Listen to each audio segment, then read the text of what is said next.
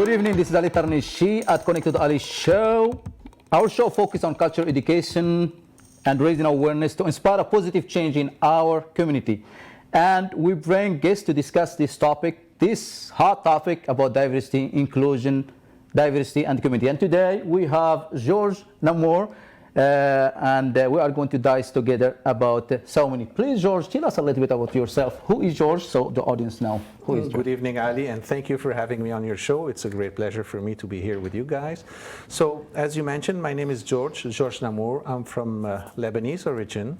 I moved to Canada a long time ago, 45 years ago. 45? Wow. Absolutely. I was a young man back then, age 17. You're still young. Thank you. And I moved to Canada because, as you know, Lebanon was experiencing a civil war at that time. That started in 75. So after a year and a half of being in Lebanon during the civil war, well, my parents kind of decided that it was better for me to leave Lebanon and to look for a better place for my future. And this is how I came to Canada as a student in Quebec City to start with. Quebec City, that's where it started? Yeah. Amazing, amazing. So back then, George, probably there was not a lot of immigrants, not a lot of diversity at that time, probably, like that said. No, exactly. As you mentioned, there were very few immigrants when I arrived in Quebec in 1976. Actually, it's hard for me to tell you an exact number, but I mean, people were even very curious about immigrants, and they were anxious to ask questions, and they were open because at that time there were very few of us. So we were kind of a curiosity, and at school everybody was taking good care of me and taking care of that different person among the rest of the group. Amazing, amazing. You're so brave, like at an early age, 17 years old, that's when you moved to Canada. Well, sometimes life doesn't give you a choice, and it's not a question of being brave, it's a question of being secure. And as most of the immigrants know, leaving your home country is not an easy thing, but you have to do what you have to do. You have to do what you have to do. So what is diversity from your perspective, Mr. George? Like, what does diversity mean to you? Well, the diversity is very often we see diversity as being a question of ethnical origin or color or race, but it's much more than that. Diversity is a picture of our society. Actually, it's the gender, it's the sexual orientation, the LGBTQ group, it's people living with disabilities, whether it's physical or mental disabilities. It's people, rich people, it's poor people, it's homeless people, it's all of that together. It's doctors, and it's people working in the food industry, it's people who are liberals, it's people who are conservative, it's people who are from the Green Party. So diversity is everything that you would find in a society. So diversity is a fact of life. It's a fact of life, and it brings so much more to society, because if we were all the same, actually, it would be dull. 100%. It will be boring. Absolutely. Like, Absolutely. I don't want to have the same as me, because I want somebody different than me. So that just brings us to the next question, my friend. Like, diversity is a fact, and inclusion is the choice. Well, yes, diversity is a fact, and inclusion is a choice, but as long as we don't recognize the fact that there is diversity, we cannot choose anything else. And sometimes we tend to put people in boxes. For example, when I meet with you, you're a little darker, same as me, a little darker than average, black eyes, black hair. So automatically, there's a question that comes in the mind of the people. Where does that person come from? That's the first question. I'm not saying it's good or bad, but this is automatic. It's a normal reaction. Curiosity. Yes, and then, okay, the name Ali. Okay, where are you from? So, okay, you're from Morocco. So automatically, you're Ali from Morocco, and that's diversity. And people put you in a box. So now you're in that box of diversity. You're part of the diversity. Here in Moncton, you're Ali from Morocco.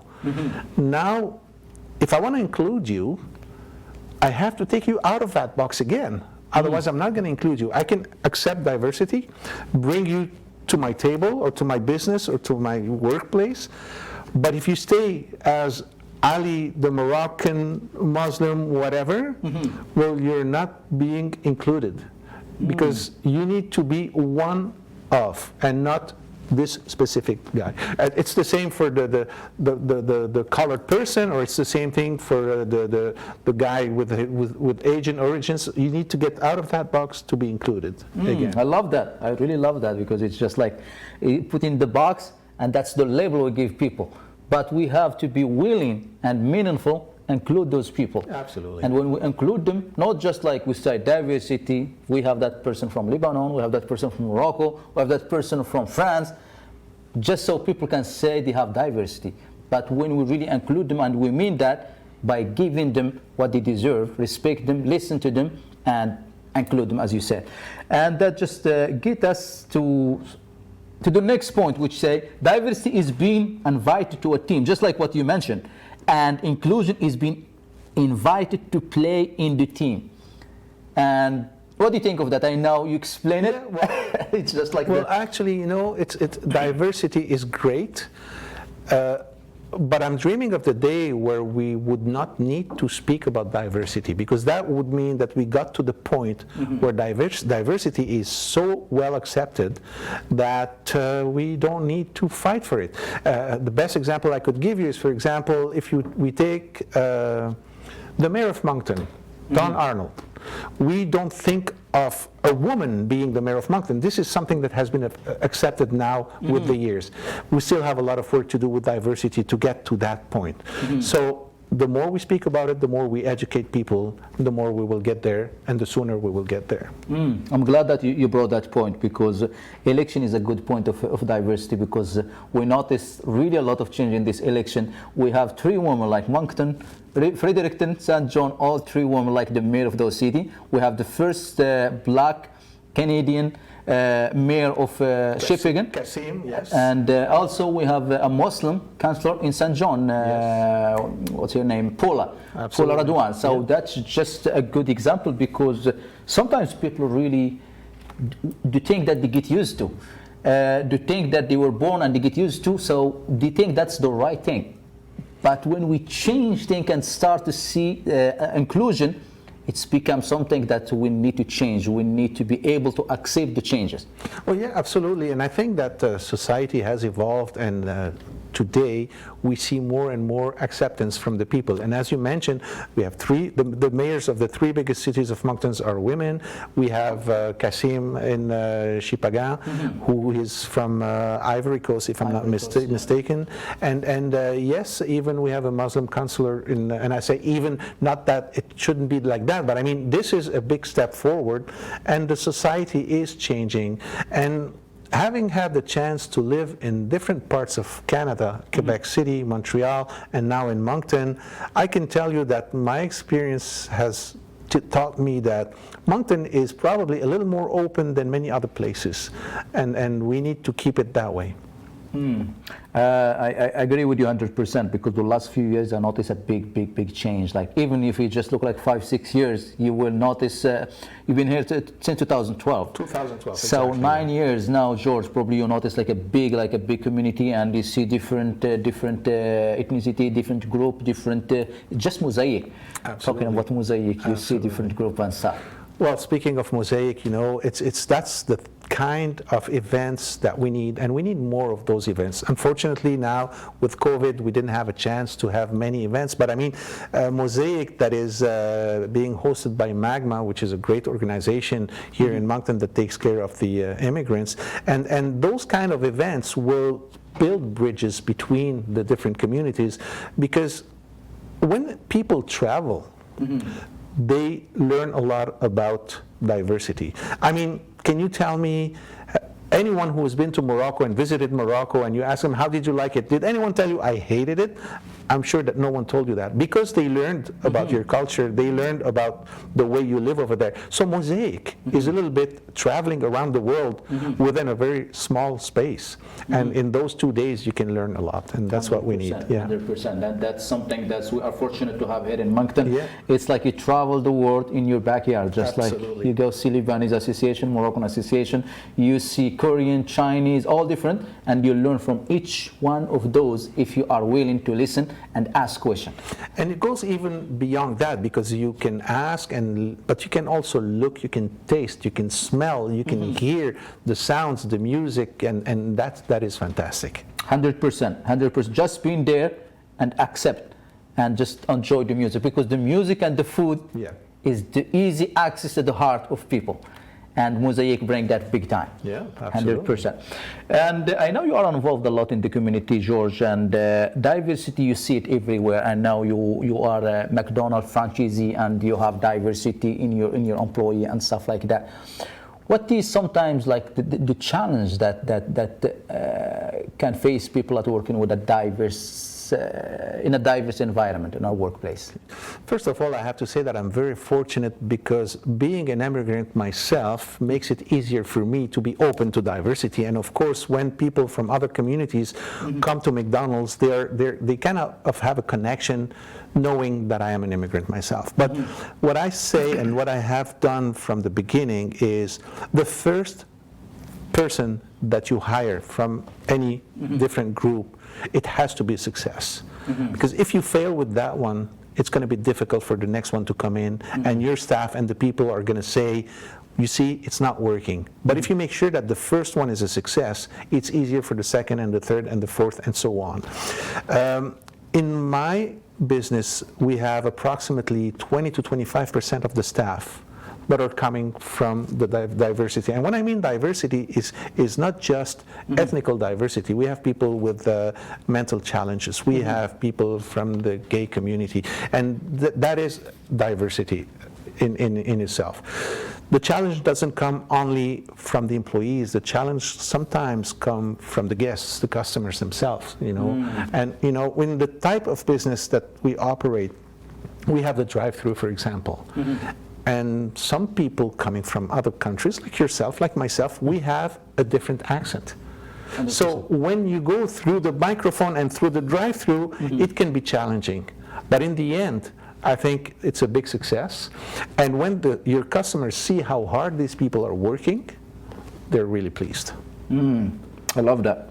I love that. It's just like they have to really understand and see those challenges, those people, how hard they try, because they might have like a strong accent, they might have a hard time maybe just like to work in Canadian experience. So we just have to listen and be tolerant and understand that Absolutely. They are doing what they can to get that done. The key word is tolerance, I think, and you just mentioned it. I mean, if people are tolerant one on each other, and this is going to be the key for success. 100%. And tolerance and acceptance as well, because sometimes, even us as immigrant, sometimes I can talk for myself and talk for so many immigrants that I know, we come with our own culture, with our own identity. It's nice to keep your identity because that's who you are, but we have to adapt. We have to understand, and we have to be flexible. Sometimes, like, we come with our body is here and our mind is in our country, and it's just like being flexible and compromise. That's something that's go for us as immigrant and as Canadian, when we understand each other and we do our best to get to understand Canadian culture and understand our culture, we thrive together as one community. Well, you know, inclusion works both ways. You know, of course, the Canadian born need to accept immigrants, but also immigrants need to accept the fact that Canada is a different country as well. And one of the difficult things that I have noticed in Canada is, like, it's hard for people to understand that you can be two things. So the main question is, okay, well, how do you feel? Are you Lebanese? Or are you Canadian? So very often people ask me, well, yeah, but I mean, what are you really? Do you feel more Lebanese or Canadian? You've been here for 45 years now. You must feel more Canadian than Lebanese. And when I try to explain that, you know, integration is not necessarily assimilation, which would be assimilate completely to the new culture. There is a difference. And the way I found to explain it to the Canadian people is the following. To me, Lebanon is my mother. She gave me birth, she fed me, she taught me everything, she educated me, and thanks to my mother, I am the man that I am today. Then one day, when I grew up, I met a beautiful, great woman, and I got married with her. This is Canada. So I moved from my mother's house and have my own house with my family and my kids. But it's not because I have a wife of my own and a house of my own that I don't like my mother, that I don't like to go back and visit her and laugh with her and speak our language and taste her food. But once that is done, I come back to my house. And it would be impossible for me to move back to my mother's house, but I still love her. So immigration, it's a little bit the same thing. You leave your mother's house for the new house that you have founded yourself. And once you realize and you're comfortable with the two concepts, then that's a successful integration, immigration, whatever you might call it. I really love this. Yeah. Really, thank you for sharing this. It just explain it very well. My mother country is Morocco, Lebanon. That's like my mother. She give me birth. She feed me. She make me the man who I am. But I met a beautiful lady that I call my wife or my partner. And this is Canada. And this is Canada. Absolutely. And they moved to it. And you don't blame me if I like both. Because my mother and my wife. It doesn't mean that I'm not Canadian. Exactly. But I still love my mother. So that's. You can love your wife and your mother. I will remember this forever. This is amazing, amazing analogy you give here, because it gives you freedom to move away from your house, to give you your space, and you always go whenever you feel like going there. Absolutely. Amazing. I love that. I love that. We have 3 minutes left, and that will just bring us to the next question. We're talking about the mother and the wife. Now, how can we really teach, how can we foster the cultural communication to our young future leaders? That's coming from our wife, and we come from our mothers, so we bring those future young leaders, my friend. So to the younger generation, I think the best way for them to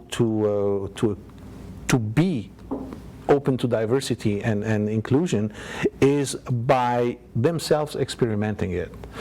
There's nothing better, for example, than for a young boy or girl to travel out and live in a family outside of Canada and have people from outside coming to Canada. Once you experience it fully, living in a family, for example, in Morocco or in China or whatever, once you come back enriched with that culture, and you're so much more open. Now, if it's not possible outside of Canada, you can still do it in Canadian families of immigrants. And just with those contacts, you know, when you break bread with somebody and when you share the culture, you learn so much more and you're so much more open to any kind of discussion. So experiencing it and living it. And living it. And sometimes when we live something, we get to understand it. Again, it's the same thing that I was telling you. I don't know many people that went to Lebanon or to Morocco and came back saying, I hated my trip. You know. So why? Because they see what it is like. And we tend to be afraid of what we don't know.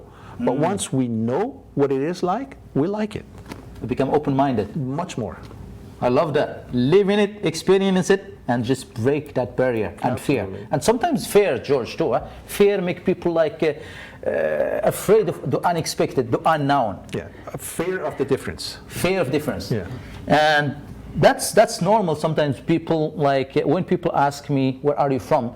Some people have like, that question can be a double-edged sword. Sometimes people, they just like either want be curious to know about you, so you can educate them. Or some people, sometimes that's just ignorance and fear. They just like, they feel superiority and inferiority, and people like afraid run away from that question. But it is education. In most cases, I find that people, when they ask you where are you from, it's curiosity.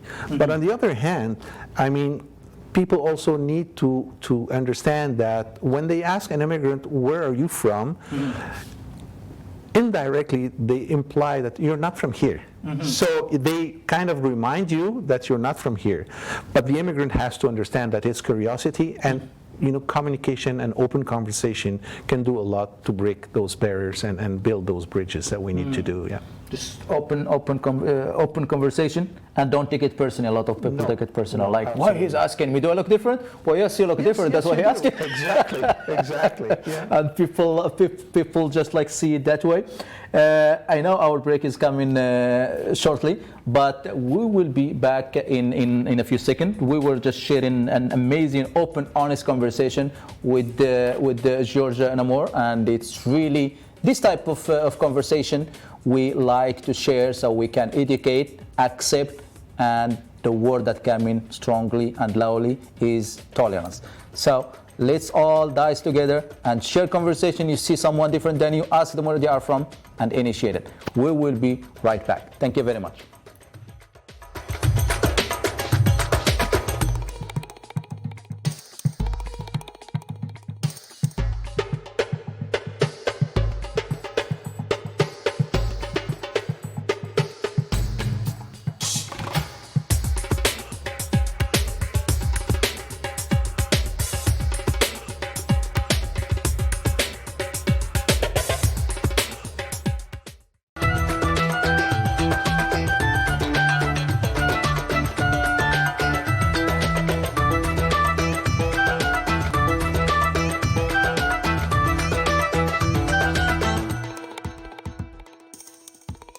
Hello, this is Ali Tarnishi at Connect with Ali Show. We are discussing diversity, inclusion, community, and equity here with my amazing guest, George Namour. And we were discussing diversity and some good topic. And that just will bring us to the next question.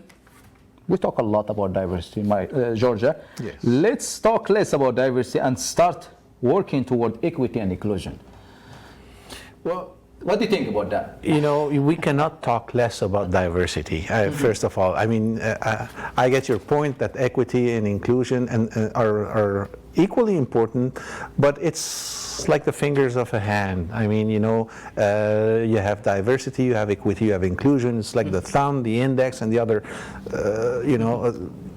If you remove one, you will not be as agile. So you need to keep the three of them in mind. But of course, equity is the basic of any society.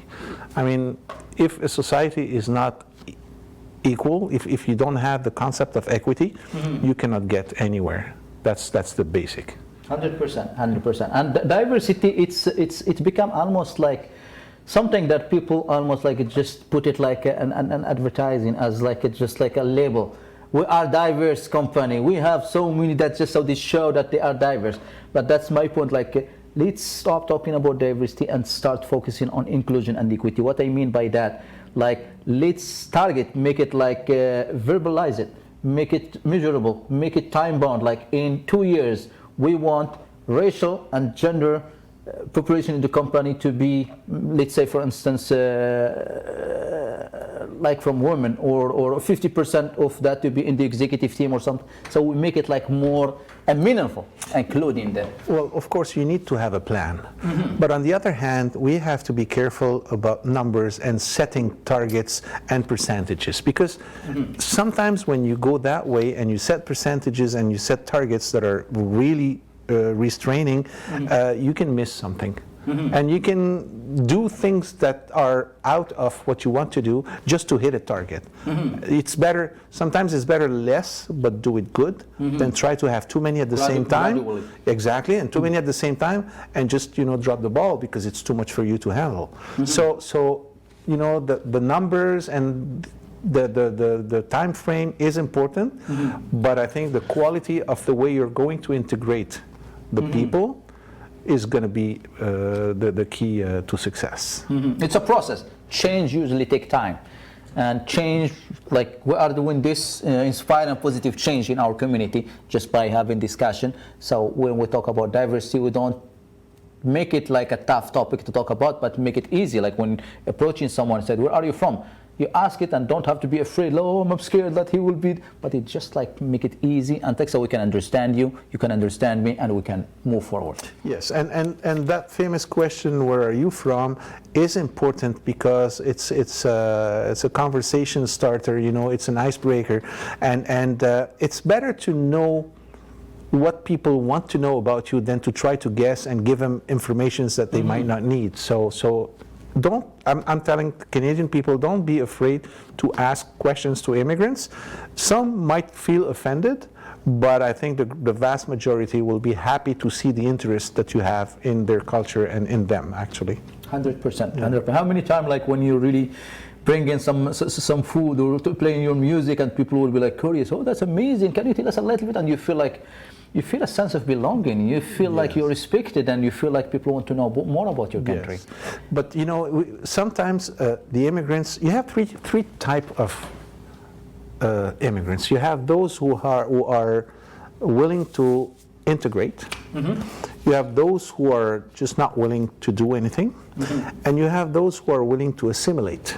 And why they would want to assimilate? Because they don't want people to think that they're different. And this comes back to what we were talking about, the mother and the wife, and be able to be into both cultures. Some people are not comfortable to be into both cultures. So that's why they will try to assimilate, so that people would even think in the end that they're originally from Canada. Don't even ask them, where are you from anymore? That it's in order to avoid any question, absolutely. I'm glad you brought that point, George, because assimilate, a lot of people try to assimilate, and they even change their name. I have a couple of friends that they changed their name, and when you look at them, they look different. Absolutely. And they ask, why you changed your name?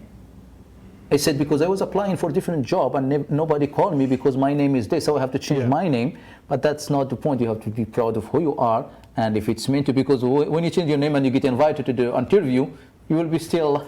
Well, the human beings, they need to belong to a group. They need to be part of a culture. So when you immigrate, sometimes you don't feel like, for example, there comes a time that every immigrant has experienced. When you leave your country, you don't feel Lebanese anymore or Moroccan anymore, not completely.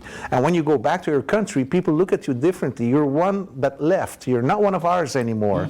But you're still not a Canadian, because you're not yet integrated, and I will use integrated, not assimilated completely, because you're still homesick and you're not perfectly, so you're nothing, and no one likes to be nothing.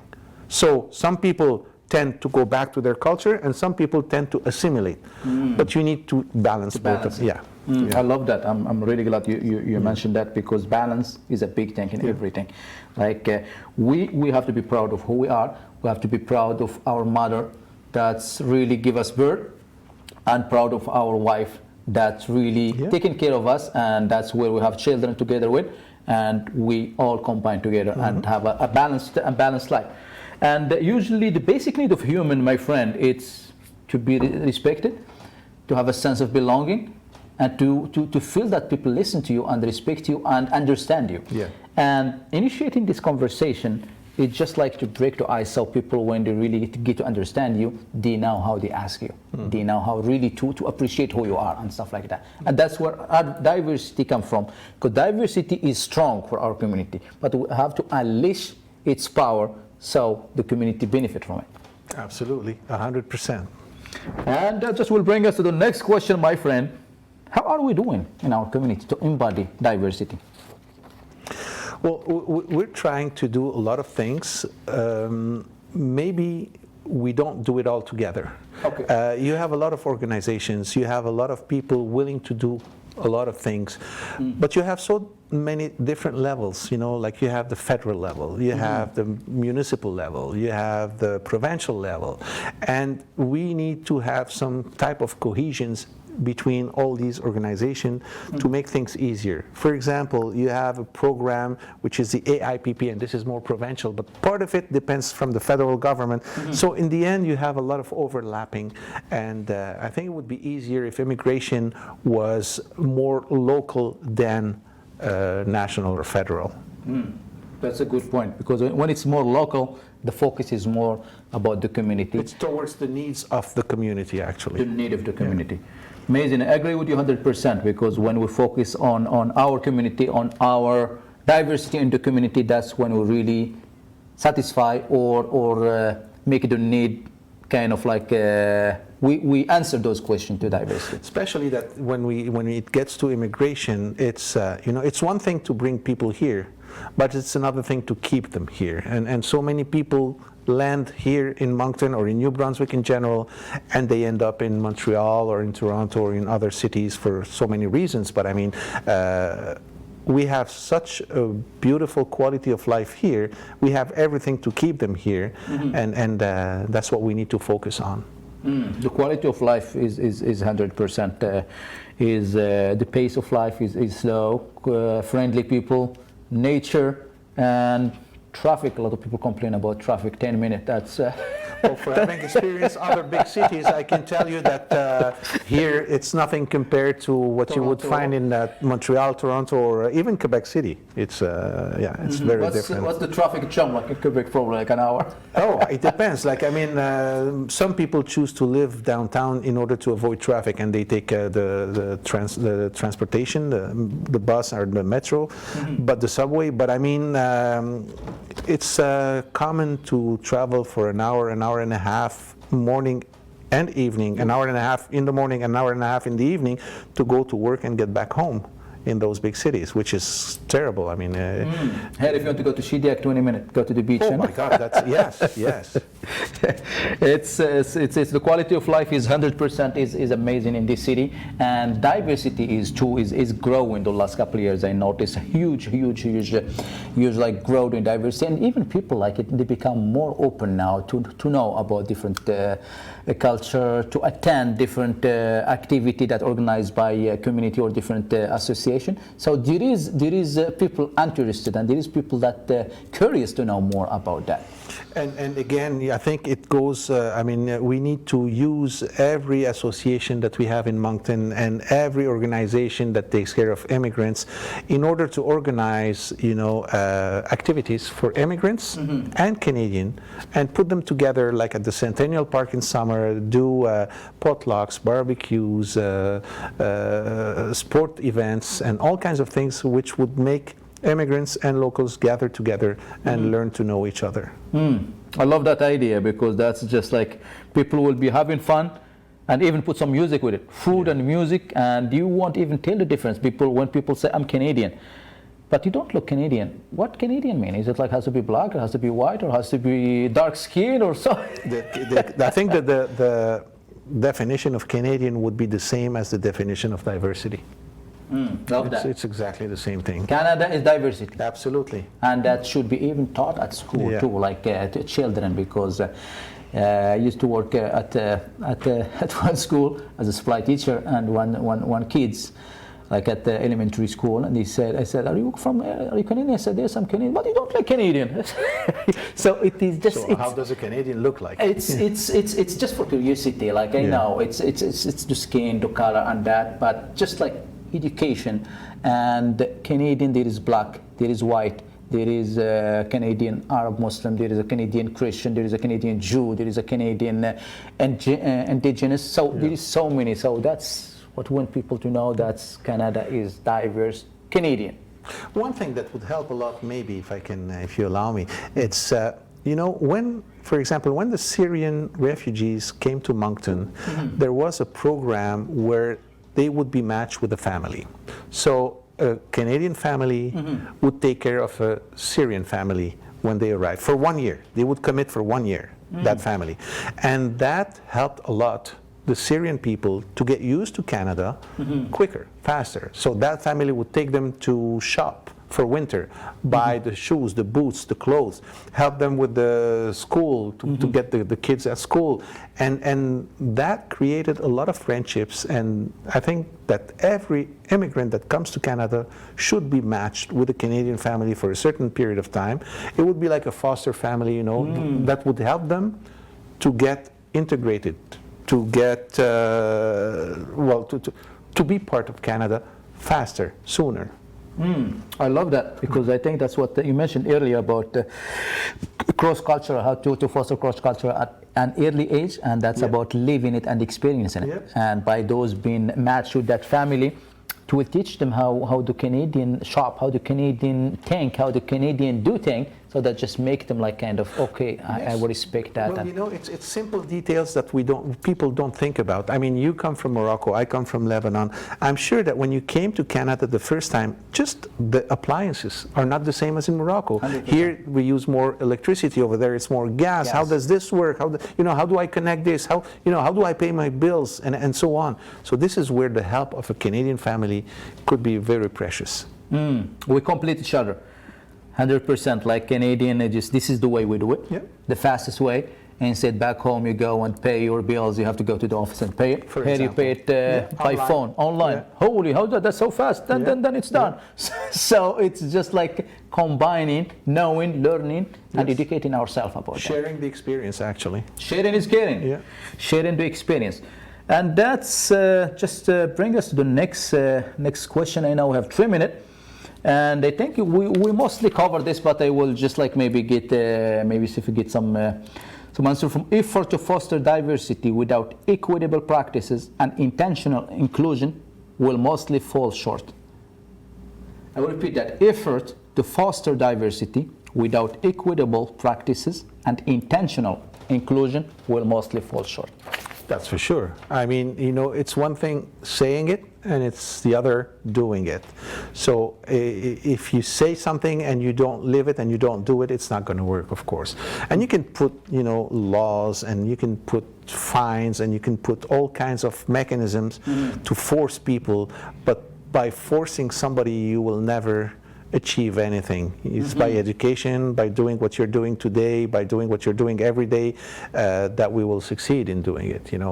I mean, it's like when you drive your car. You have all kinds of rules, and do you respect the speed limit because you will be fined, or will you respect the speed limit because it's dangerous to go fast? And that's the big difference. Would you not drink and drive because you might kill someone, or you would not drink and drive because if you do so you will get fined or you might go to jail? And this is all what it is about. I mean, so it's make it like it's a way of life. it's a way of life and not just an obligation. And when there is something an obligation, we feel like we're just like doing it, but we are not convinced to do it. I do it because it's repression. If I don't do it, I will get fined. But I mean, you should do it because you get rewarded, and not do it and be fined. That's the. No, I like that. Saying it is better. Action. Yeah. And doing it with passion, and do it because it's a way of life, and doing it because I don't feel I'm pressured. I have to do it because everyone's doing it, and if I don't do it, my company won't look like it's diverse. But that diversity, if it's not really intentional and practical, and it will work against what you want it for if you're not really doing it. Probably you'll push people away if you're not intentional. Absolutely. And as you were mentioning, like, it's not just a label. It's not just like saying, I'm going green and my product is green for Earth. And diversity, it's something that you live. It's not just a label that you put and say, I am diversity sealed or whatever. Yeah, it's true. It's action, and it's culture. Yeah. And most of the company it should teach it from their work toward inclusion and equity as a culture, so people will feel like I feel at home. I feel like I'm respected. I feel a sense of belonging. I love the vision of this company because their culture is all about equity and inclusion. Absolutely. And by that being said, inclusion, equity is our goal. Let's all work toward inclusion and equity and focus on that, because diversity is a fact and inclusion is the choice. So we will be right back and carry on with this conversation. Thank you very much. See you in a bit.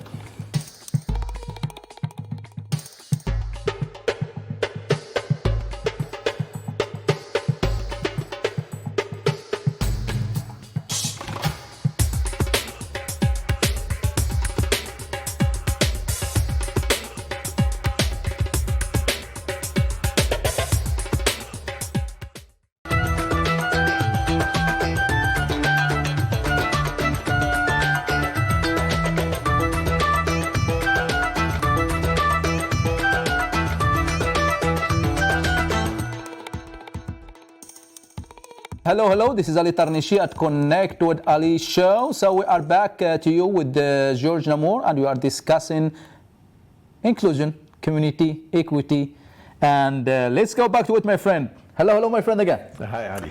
And now we were discussing about how amazing diversity to have, and inclusion and equity is very important as well. Now we will go a little bit deeper. Okay. And why people sometimes really hate racism, discrimination. Why sometimes that come, and when we are hiding under the table when it comes to topic such as racism, discrimination, and hate. We are not bringing up what has happened, but we are hiding our head in the sand and expecting things to change. Conversation on tough topic help remedy the one. What's your input about that? Well, that's a very, very tough one because your background shapes you usually. So sometimes your ideas come from the group that you're part of, or the community that you're part of, or your family, or whatever. But you need to step forward, and if you don't agree with the rest of the group, or if you don't agree with the family, you need to step forward and change the story.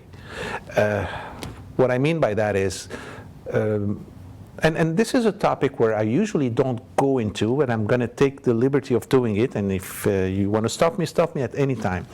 Sometimes it's the religions that are not open to diversity or to equity or to inclusion. And what I mean by that, if you take the three major monotheist religion, Christianity, Islam, and Judaism, and if you look into them, they're not open to diversity. I mean, a Christian cannot marry anybody else than a Christian, and a Muslim is the same thing, and Jews are doing the same thing. So if you're a religious person, if your group is religious, it's difficult for you to step out of it and say, you know what, I think differently. Then it's the group who's going to reject you. So many people who are open to diversity won't show it just to be part of their group. And this is one of the problems that we need to work on as well. Okay, so working hard and sometimes even taking our responsibility and choose what I want to be different. Absolutely. Amazing. And also, like, is hate and discrimination and racism too sometimes is sometimes when people are not secure inside and they are not accepting different people than them. Is that something that maybe that's where hate comes from, or racism? Like, I'm just pushing you, or I'm discriminating you because just so I can make you feel bad and just protect myself. Yeah, well, you know, hate and racism are not necessarily, they don't necessarily go together. I mean, you can have hate and not be racist, and you can have hate and be racist. And I'm going to give you an example. If you look at what happened in the United States during the last election, and what happened at the Capitol and at the Senate and everything, it's white people against white people. I mean, and we're not talking about any racism or ethnical group. It's people who think that way versus people who think the other way. And they're both mostly white Americans doing different things or having different mindings. So you can hate even if you're not racist. You can hate people that are same group, ethnical group as you, but also racism is full of hate. Of course, it's part of the. But sometimes it's I'm glad you mentioned that, because it could come from the same group, and it's just because they don't agree on the same thing, and you are not agreeing with my thought or my ideology, so I have to push you away or hate you for that. Yes, and another example is, for example, when we were young in the class or during the break at school, there would always be that poor little guy that would be bullied by some other guys, and it's just a question of, you know, just hate for the pleasure of hating. Just for hating. Yes, just to get attention. Exactly. No, you're right. Sometimes at school too, like it's just to impress all the girls, to impress all the staff, and to get the attention instead of people looking at you, you just push it towards somebody who can stand up for themselves, who can speak up. What is needed to happen when we see something? People need to speak up. Absolutely. Stand up. Absolutely, because if you don't say anything, you implicitly accept the situation. If I see something and I don't react, that means, technically speaking, that I agree with the situation. So you need to say no, stop, enough, I don't feel comfortable, I'm getting out of this, I'm getting out of the room because I don't feel I belong here. And if more and more people do that, that will stop. It will change, maybe not stop, but gradually change the mindset. So just an easy step like that, just like don't accept it, leave, or show you are not really liking what you're seeing, and you lead the way by living, and everyone will follow you. Many people will thank you for doing it and will follow you. They just don't feel comfortable enough to take the lead to do it. Absolutely. Amazing, because that's actually a good way to stop. A lot of people now is scared too, like to stand up for a bully or someone who is really practicing hate or racism toward anybody else, and they say, no, that's not touching me, it's not my problem. But if you letting it happen, that person will think it's okay and it's all right. He will do it to a different person, and just stand against it, try to stop it. Even if you can't stop it, just don't acknowledge it.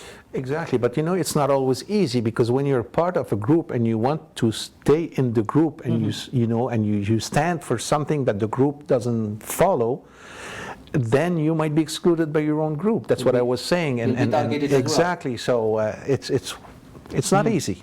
It's not easy. It's not easy at all. It take courage. It take courage, and it take charisma, and it take somebody who have value. Absolutely. That stand up, because change, as we mentioned at the beginning, it's hard, but somebody has to do it, and that somebody is me, you, anybody that's want to stand up for what is right. And that just will bring us to the next question, my friend. Safe living community environment. Safe, like we hear a lot about safe working environment. Safe living community environment. Do we have any anti-discrimination, racism, and hate policy? That's something really would like to see in the community. Like safe, like anti-racism or anti-discrimination policy. I think last episode we had Manju and we had Catherine. They said that's something that the city working on. That will be really amazing to have, like anti-discrimination or racism policy. Yeah, well, you know what, Ali, it comes to what we were saying about, even when you drive a car, you have rules and policies and everything, but do you follow them because you have to follow them, otherwise you will be fined, or you're following them because you believe in them? And that's a big difference. We do have policies when you look at, for example, the human rights, and you have a basis of policies. Now, of course, we can elaborate on that and we can have more policies, but again, policies will never replace education, communication, and acceptance. And I mean, if we should work on those even more than on policy, because the minute you say policy, there is some kind of repression. And I prefer reward to repression. So for example, if a specific business or enterprise in Moncton is in favor, they should get rewarded. They should have tax-free something, and that's the way you'll get there, instead of saying, if you don't do it, this is what's going to happen, but if you do it, this is what you're going to get. And that's the way we should look at it, instead of, repression never works very well. So living it and experience it probably. And rewarding those who do it. So that, when you reward someone and the rest of the group sees that, I want to be rewarded too. And I will do whatever I can. Love that. So for instance, someone stand up for an action or something, and will be recognized as a hero in the community that stand up for something wrong or something, and people will, it become like a culture, as you mentioned earlier, about living and experience. And our children, for example, we can say whatever we want to them, rules and stuff, but if we are doing the opposite, our children looking at what we do, not what we say. Absolutely, and you're talking about children, it's the same thing. Like your children, if you tell them, I'm not happy with what you did, they will understand the message, of course, but it's not as well as we said, I'm very proud of what you just did. So, rewarding is better than punishing. That's all I'm saying. So 100%. Punishing, that's something that we really don't want, but rewarding good action, because some people probably, George, doing those stuff just like lack of education, or just maybe being influenced by so many things that they've been following for a long time, and they think that's their way is right and my way is right, and if somebody do it the wrong way, they think it's wrong. Yes, it's your education, it's your, we all have mentors in our life. We all have people that showed us the way. And if the people that showed you the way didn't show you the right way, it's difficult to change that. So we need to be many other people to show the right way. Show the right way. Yeah, so we need some good leaders, some good influencer. Absolutely. And change maker that leading the way. But we have really a good leader in our community that they are doing amazing job. But it's as you say, it's a culture. and culture need to be speak conversation like this. People see it every day and stuff like that. It become like part of inspiring the change in the community. And that will just bring us to the last question. And now we have 3 minutes. And many tend to hide behind this statement. I was raised this way, and he was raised that way, and they used to do it this way. I saw people doing it this way for a long time. Isn't up to each one of us to change the narration and take responsibility and action to change the unconscious bias? Unconscious bias, that's... Well, you know, humankind needs to learn from their experiences and the past. I mean, if war happened, we don't need to repeat them. If the Holocaust happened in Germany, we don't need to reproduce that, and so on and so on. So we cannot just hide and say, well, that's the way it was done, and that's, well, it was wrong. And what was good maybe 50 or 60 or 100 years ago is not good anymore. 100%. And that this is we need to adapt and we need to change. And if we don't do that, we won't get anywhere, actually. I like that. Let's just go with what his name, Martin Luther King Jr. said. Darkness cannot drive darkness out. Only light can do that. Absolutely. Hate cannot drive hate out. Only love can do that. That's it. That's the right way. I like when you share that, because what was right 50 years ago, it might not right 2 days. You know, Ali, even myself and probably yourself, when we were young, we said things that we wouldn't dare say today. Not because you or I am a bad person, it's because that was the norm back then. And it was okay to say some stupid things about women or about gay people or about black people or whatever. We wouldn't even dare, not because we would be punished, because we changed. Because we know now that it wasn't right. So it's okay to be wrong, to recognize it and to change. So it's actually being smart doing this. 100%, 100%. And thank you very much, my friend George. We would love to talk more and more about this topic. I know it's a topic that we are just starting the ripple effect. And we want this to be started at library, at cafeteria, at anybody you see different than you, learn about them and educate yourself. And I would just like to finish with this. My grandmother always used to say, choose love over hate, and choose light over darkness, and choose compassion over judgment. When we all put judgment away, we put darkness away, and we put hate away, what come up? Come light, come love, and come compassion. And that's what we want, because we thrive together when there is compassion, because I don't judge you because of your color, I don't judge you because of your culture, I don't judge you because of your religion, but I accept you.